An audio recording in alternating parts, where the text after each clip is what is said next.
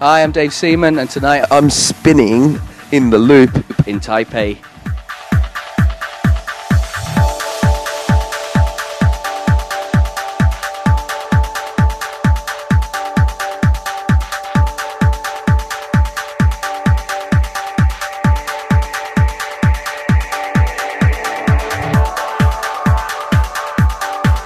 How did you get involved with the Renaissance crew? It's really, I mean, I've known those guys for ages. I've known Dave Seaman actually for a lot longer. And originally, I joined Dave's agency last year, and he wanted to do a CD to release this year, and the CD was going to be called Therapy Sessions.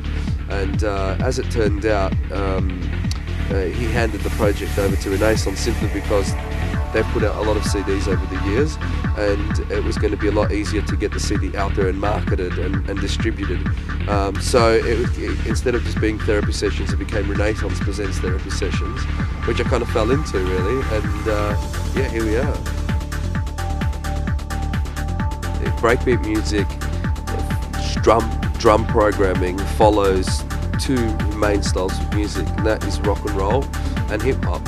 So, you know, like if you go to if a kid goes to a club that's not into house music or trance, and you break it down for those people, all those people can hear in house music and trance music is doof, doof, doof, doof, doof. They can't hear anything else. I mean, me and you can. We can hear all the intricacies in the music, but somebody that's not into it, all they can hear is that doof, doof, doof, doof, doof. So that's really like the bottom line is that. I think the second of all is the fact that a lot of the DJs, a lot of the top DJs in Australia embraced breakbeat.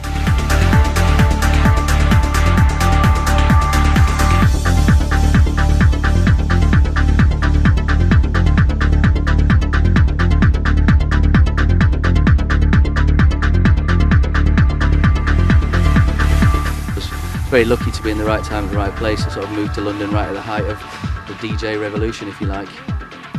Fantastic. How did you get the job as the editor for Mixmag? I won a competition. I was DJing from when I was 12 at school discos and weddings and people's parties and things. So I was a member of DMC, and then I went to the convention that they held, and I just filled my name and address in on this grand raffle and came out of the hat first, and I won a week in New York at the New Music Seminar, which is the equivalent then of what the Winter Music Conference is now. So I just went and met everybody, and then a couple of weeks after I got back, they offered me a job to come down and start working for them. So I was very lucky, really. That's amazing. Yeah. It's like a rag to riches story. Yeah, and within 6 months I was editor of Mixmag, so it just went from there, really.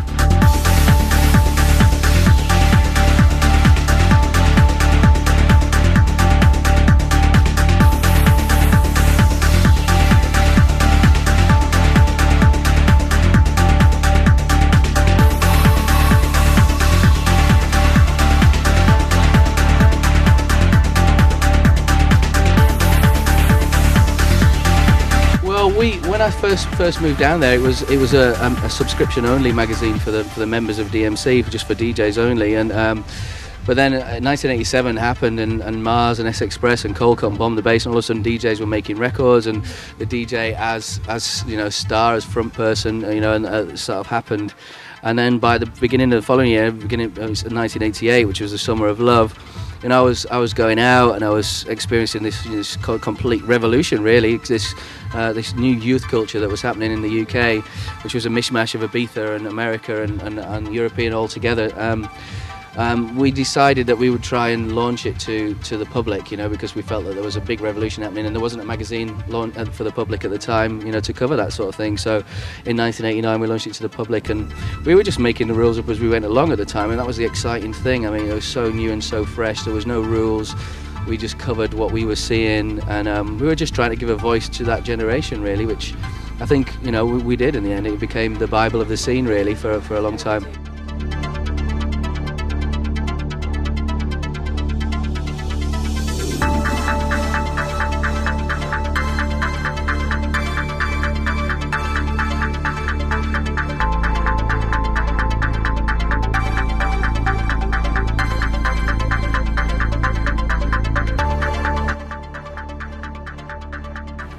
within Mixmag, they cover quite a lot of touchy kind of subject areas like drugs, sex, all that kind of stuff. Did you get any public outcry?